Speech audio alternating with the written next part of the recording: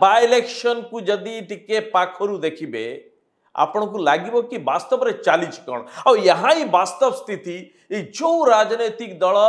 ए राज्यर विकास पाई लोकंकर विकास पाई समाज कल्याण पाई राजनीति करूचंदी बोली शह शह कोटीर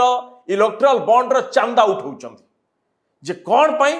जे आपण माने हमकु चांदा दियंतु आमे ए राष्ट्र ए राज्यवासी समस्त हित करियो आउ संविधान सुरक्षा करियो संविधान धारा 14 आउ 15 आर्टिकल 14 आउ 15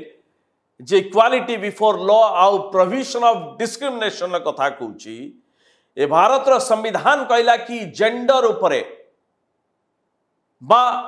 पुओ स्त्री बा पुरुष बा स्त्री पुओ झियो एई भली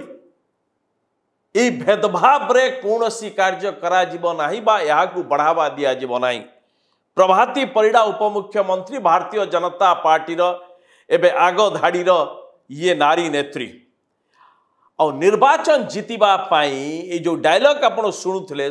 साधारण सभा रे ये दुईटा कथा को देखिबे केते डेस्परेट भारतीय जनता पार्टी निर्वाचन जीतिबा पाई।